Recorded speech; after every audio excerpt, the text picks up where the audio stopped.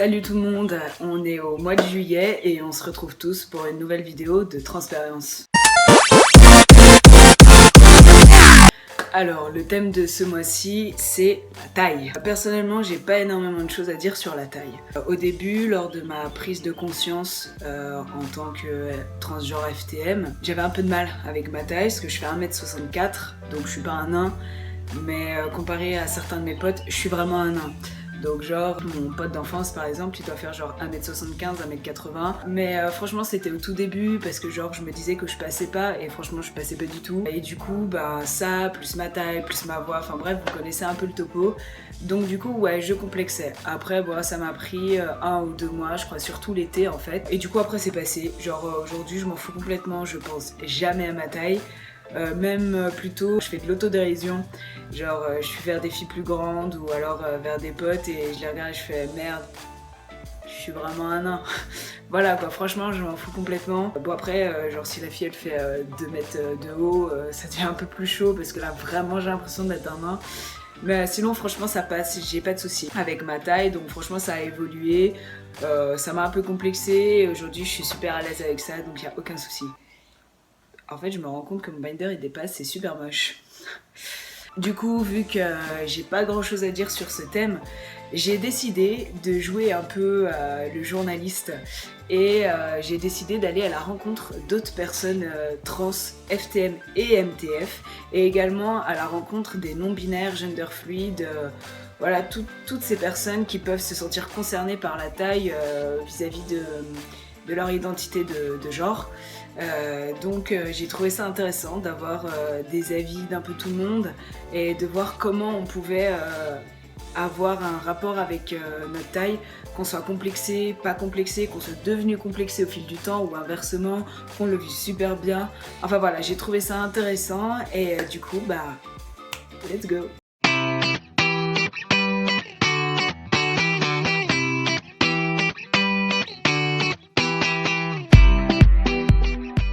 Nous sommes le 4 juillet et je vous présente donc Juliette qui est gender fluide, donc pronom elle pour en ce moment, voilà, pour aujourd'hui, et qui va vous parler donc de son rapport à la taille, qui peut concerner la taille du corps, d'une partie de son corps, enfin voilà, donc c'est à toi. Bonjour, donc moi voilà, je suis gender fluide, ça veut dire que selon les moments, selon ce que je ressens sur le moment, bah, je vais me sentir plus garçon ou fille, ça peut changer de semaine en semaine, de jour en jour, d'heure en heure, c'est intense comme expérience. Mon rapport avec la taille pour cette vidéo là, bah justement ce que j'expliquais c'est que j'avais pas grand chose à dire à la base quand j'ai contacté Alec. Mais au final, récemment, là, ces 10 derniers jours, c'était un peu le bazar dans mon genre. Et les problèmes du coup de dysphorie sont revenus ponctuellement. Les jours où je me sentais garçon. Donc ces jours-là, je me suis un peu posé la question. J'ai vu en fait, il y a quelques mois, que certains mecs en fait achetaient des petites talonnettes qu'ils mettaient dans les chaussures, qu'on peut trouver sur internet pour pas cher, de tailles différentes. Et j'avais pensé à l'époque peut-être à en commander. Et donc récemment, comme j'ai eu des petits soucis avec ça, avec la taille, comment je me sentais, quand je me sentais mec, vu que je fais 1m64, pareil, hein, Ah ouais, 64. Ouais. Ces jours-ci, je me suis posé cette question-là. Donc voilà, en fait, là, je vais me réinformer sur ça et je vais essayer de trouver ces petites talonnettes-là que je vais acheter. J'ai aussi acheté des chaussures récemment. Des super chaussures montantes, je peux citer la marque ou pas? C'est des chaussures, c'est des Palladium. Et en fait elles sont cool parce que, pour moi en tout cas, parce que c'est des chaussures montantes, un peu comme des Rangers mais en toile. Et en fait elles font un pied plus gros, ouais. Parce que j'ai des tout petits pieds, des tout petites mains. Des Palladium et c'est vrai que ça fait... C'est pas mal, tu vois, ça grossit un peu cette partie du corps et du coup les jours où je me sens mec, j'aime bien les mettre et les mettre en montante, ça fait un peu militaire et tout, ça fait un bon style. Et en fait elles peuvent être repliées, du coup les jours où je me sens fille, j'aime bien les mettre avec des collants, des chaussettes et je mets ça et c'est mignon. Et du coup voilà, c'est un petit peu ça mon rapport à la taille. Globalement, récemment, j'ai pas fait face à trop de dysphorie. Ces derniers jours un peu plus, donc voilà, je je vais me reconcentrer sur ça. Parce que du coup, ça t'arrive en fait quand t'es dans ta période où tu te sens mec, du coup, de te sentir en fait trop petit par rapport à, entre guillemets, de gros guillemets, la norme des mecs qui sont autour de toi, Ouais. ou c'est juste que t'as envie de vraiment changer, de montrer cette apparence et c'est pour ça que tu joues sur ta taille. En fait, c'est un peu des deux, mais c'est vrai qu'il y a ce côté en fait où j'aime bien me dire que, en fait, j'ai tellement souffert à une époque de justement de sentir que j'étais pas légitime dans mon corps de mec à certaines périodes. Au final, j'ai appris à plus positiver sur ça et à trouver des solutions, parce que voilà, on peut pas rester forcément dans un problème sans trouver de solution parfois. Et en fait, j'ai appris à m'accessoriser, c'est-à-dire que j'ai acheté plein de trucs au fur et à mesure que j'avance qui moi me permettent de me sentir plus mec, ou même de me sentir plus fille. C'est-à-dire que j'ai aussi acheté plein de choses qui me font sentir mec en termes de fringues et trucs comme ça que j'ai trouvé dans des fripes. Et en parallèle, j'ai aussi acheté plein de trucs qui me font sentir fille plus, c'est-à-dire des trucs comme du maquillage, des accessoires, des choses comme ça. En gros, je m'accessorise pour me sentir mieux par rapport à comment je me sens dans mon genre, pour que les autres en fait me voient d'une certaine manière et que ça corresponde à ton humeur, à ce que tu mon ressens, humeur, toi. à ce que Ok. je ressens. Donc en fait, clairement pour résumer, là où tu ressens souvent de la dysphorie par rapport à ta taille, c'est dans les jours où tu ressens vraiment de la dysphorie par rapport à ton corps et que tu voudrais que tu te sens homme en fait. Voilà, c'est ça. D'accord. Ok. Que très je me bien. sens homme et homme particulièrement masculin, parce qu'il y a aussi des jours où je me sens homme à moitié drag queen, hein, c'est un peu le D'accord. bordel. Hein. Ok, je vois. Mais voilà, en gros j'aime bien quand je me sens masculin l'exagérer et voilà, pour la taille après le reste ça me va parce que je suis assez entre guillemets trapue, j'ai un cou assez important quand je le mets en arrière comme ça. Du coup ça va, genre c'est juste par rapport à ma taille disons et parfois aussi mes muscles. D'accord. Et du coup pareil je vais reprendre la muscu. D'accord. Ouais. Ok. Est-ce Voilà. que tu as des trucs à rajouter dans la vidéo ou Bah non, je pense penses que t'as fait le tour bah non, je pense que j'ai fait le tour et je trouve ça cool d'interroger aussi des personnes non binaires ou fluides.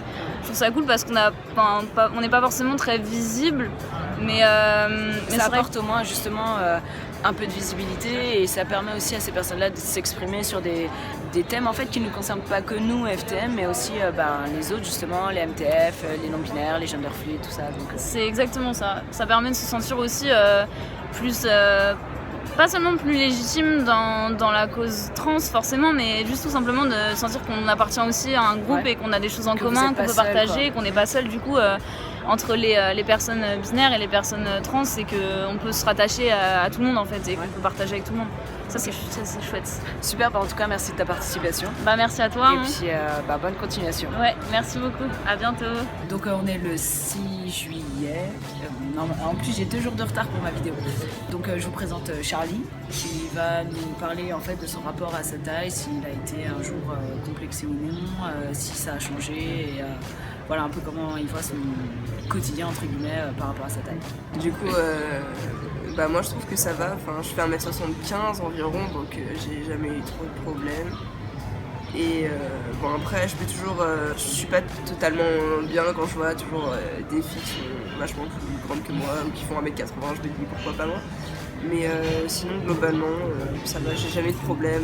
Je me suis jamais sentie vraiment complexée. Donc voilà. Et genre, t'as jamais essayé, par exemple, tu t'es jamais dit, tiens, je vais essayer de faire ça pour paraître genre plus grand, ou tu vois, voir ce que ça fait, essayer de voir si tu passes mieux, ou des trucs comme ça. Genre, jamais t'as joué sur ta taille en fait. Genre, moi par exemple, j'ai déjà essayé de mettre des trucs dans mes chaussures, tu sais, histoire de paraître un peu plus grand, mais genre, c'est trop désagréable, tu vois. D'accord. Non, franchement, jamais. Enfin, j'ai jamais essayé de paraître plus grand ou quoi. Et par exemple, on m'a déjà dit que la taille en soi, la taille du corps, genre ça allait. Mais par exemple, tu sais, il y avait des parties du corps qui étaient soit trop grandes, soit trop petites et tout. Est-ce que toi, il y a des choses, par exemple, je sais pas, tes mains ou tes pieds, ou que tu trouves trop grands, trop petits, qui te complexent un peu ou pas d'ailleurs mais... Les pieds, pas trop, parce que en faisant du 42, je trouve que c'est un peu. C'est vraiment une taille moyenne, quoi. Enfin, tu la trouves un peu partout dans les boutiques, par exemple. Mais après, je trouve que j'ai les mains vachement fines. Et du coup, parfois, je me dis que c'est le truc qui passe pas chez moi, quoi. Ouais, du coup, genre, tu les trouves un peu, entre guillemets, trop féminines. Donc, Ouais, voilà, c'est ça. Ouais. Genre, j'ai des grands ongles qui poussent vachement vite. Du coup, bah forcément, je me retrouve avec des ongles que je trouve féminins et tout ça. Du coup, ça saoule un peu, mais bon, il y a vraiment mes mains qui font la différence. Je trouve qu'ils passent pas du tout, quoi. Ok. Moi perso c'est ma tête, genre je la trouve trop ronde mais trop petite.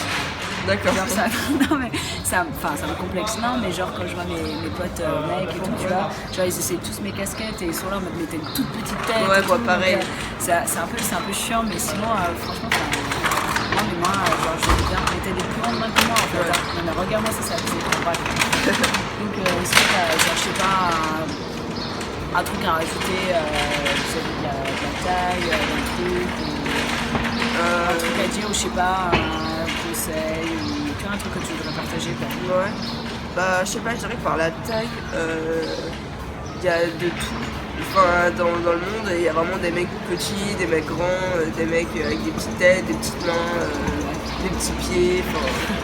Du coup, je me dis que bon, il n'y a pas forcément à avoir de complexe parce qu'il y a vraiment de tout dans le monde. Et voilà quoi. Après, moi aussi, avec ma tête, j'ai une tête tellement petite que tout le monde. Je trouve pas de casquette à ma tête. Jamais, mais vraiment jamais. Où tous les gens qui savent ma casquette ils disent que c'est trop petit. Mais voilà. Par exemple, tu vois, j'ai entendu quelqu'un dire que genre la taille de ses hanches, tu vois, il avait des hanches assez imposantes et tout, c'était chiant. Moi perso, je suis en train de perdre un peu, et j'en avais pas des folles à la base, mais enfin, il y a aussi ça qui peut jouer sur certaines personnes, c'est quand elles sont pas très grandes et qu'elles sont un peu larges et tout.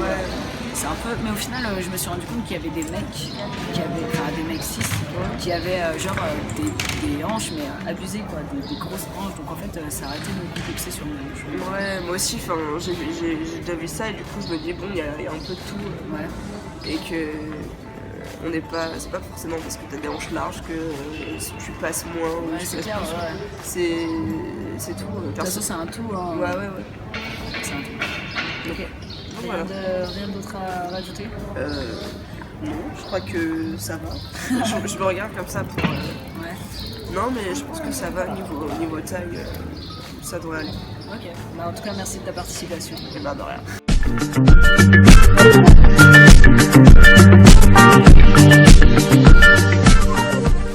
Bon, mais à moins sauter, je vais essayer de faire dans l'ordre et de rien oublier.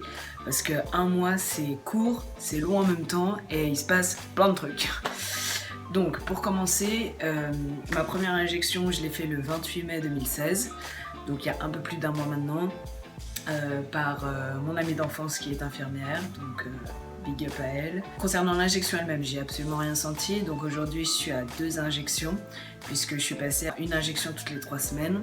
Concernant mon endocrinologue, donc il n'a pas voulu me faire les papiers pour la sécurité sociale vu que je le rappelle, je pars en Écosse 1 an. Donc plus tout ce qui s'était passé avant, j'ai décidé de changer d'endocrinologue. Donc je suis allée voir une endoc à Besançon qui est très très bien, que j'ai connue par d'autres personnes. Elle est super marrante, elle m'a posé pas mal de questions, on a beaucoup parlé de la famille, depuis quand j'avais compris que j'étais transgenre FTM. Elle m'a demandé les premiers effets, donc genre elle était morte de rire quand je lui ai dit un peu mes effets. Donc c'était vraiment très très bien, elle a fait les papiers avec moi pour la sécurité sociale. Donc voilà, génial, rien à redire. Donc maintenant j'ai vraiment un endoc comme ça. Et voilà, j'espère la garder longtemps et que tout se passera bien. Concernant les changements physiques, tout début, j'avais une faim mais abominable, je pouvais bouffer tout ce qui passait sous mes yeux, donc c'était vraiment assez hardcore. En 1 semaine et demie, j'ai pris genre 5 kilos. Quand je m'en suis rendu compte, j'ai vite calmé le jeu, j'ai essayé de pas grignoter entre les repas, de manger vraiment équilibré, et si j'avais vraiment genre trop faim pendant les repas, je mangeais genre une pomme, un truc comme ça. J'ai essayé de gérer, donc après la semaine qui a suivi, j'ai perdu genre presque 3 kilos et j'ai commencé à me stabiliser pendant à peu près le reste du temps. Et quand je suis retournée chez mon endocrinologue, moi j'avais fait un peu des excès les 3-4 derniers jours, mais j'étais repassée à 65 à peu près. Donc je varie entre 62 et 65. Donc j'essaye vraiment de me stabiliser, mais je pense que ça viendra par le temps. Et mon endoc est pas plus alarmé que ça de cet effet yo-yo. Donc voilà, je le prends bien. Tant que je dépasse pas les 65, tout va bien. Et j'essaye de faire un max attention, de bouger et tout. Donc voilà. Ensuite, il y a eu la pilosité. J'ai des poils qui commencent à pousser là sur les articulations, l'intérieur des bras ici et là. Donc j'espère que je vais pas devenir Chewbacca. Au niveau des jambes aussi ça se voit, genre ça me faisait une chaussette, ça s'arrêtait au milieu du tibia, maintenant ça remonte jusque vers le genou. Alors il y a une partie qui se voit pas mal et de l'autre côté c'est genre blond mais ça commence à sortir. Sur les cuisses je commence à avoir des poils noirs donc c'est cool. La moustache elle pousse plus vite donc je rase de temps en temps, avant ça mettait pas mal de temps avant de se revoir. Là j'ai rasé il y a 4 jours ou 5 jours et ça commence déjà pas mal à se voir, enfin c'est tout petit mais ça se voit donc c'est cool. D'autres personnes aussi m'ont dit que ma voix avait un peu baissé.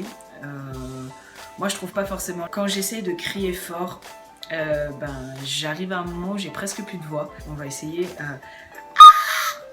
Voilà, c'était la petite démo, j'ai plus de voix aiguë qui sort. Les bras, j'ai remarqué, j'avais pris un petit peu de muscle, alors c'est pas folichon, mais un tout petit peu de muscle, sans rien faire en fait, donc ça c'est cool. Bon après, j'ai des tout petits bras, donc voilà. Et chose, hallucinant, je pensais que c'est moi qui fabulais, mais en fait non. J'ai ce petit bracelet là, qui m'a été offert en 2014 pour mon bac par un très bon ami à moi, et que j'ai jamais quitté. Et je l'ai retiré un mois avant ma première injection. Et en fait avant il était vraiment très très flottant, genre il se tournait dans tous les sens et tout. Et là je l'ai remis il y a genre 3 semaines. Et j'ai du mal à le tourner sans m'écorcher le poignet ou sans m'irriter en fait. Donc je crois que j'ai grossi les poignets. Voilà. Je pensais que je fabulais au départ et j'ai un pote qui m'a dit qu'il avait grossi des doigts. Alors du coup je me suis dit que c'était ouf.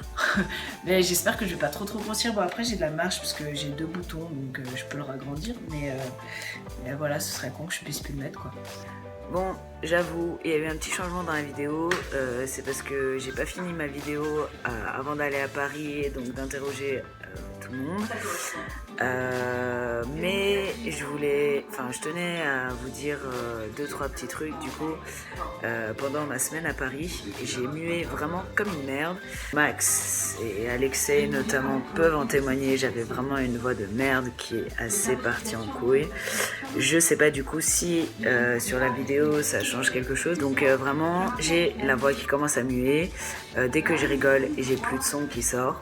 Vraiment plus du tout. Au bout d'une semaine quand je suis revenue, mes potes m'ont dit que ma voix avait changé, donc j'imagine que ça s'entend quand même un peu.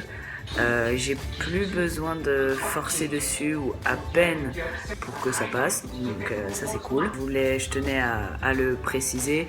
C'est pour ça que au début de la vidéo j'ai peut-être une voix un peu plus aiguë, mais les vidéos de mes interviews généralement j'ai une voix super aiguë parce que c'était dans ma période où ma voix partait un peu en couille, et c'est soit j'essayais de parler pas trop fort et ça passait, soit j'essayais de parler assez fort et soit elle partait en couille, soit elle restait aiguë. Donc j'ai essayé de me débrouiller. Voilà. À part ça, j'ai regardé des photos, donc je prends souvent des photos de moi. Déjà, bon, c'est dans ma nature, mais parce que j'aime bien voir l'évolution. Donc j'ai commencé à remarquer quelques changements, pas folichon, mais je les remarque. Et en attendant, soyez heureux. Salut, kiss love peace.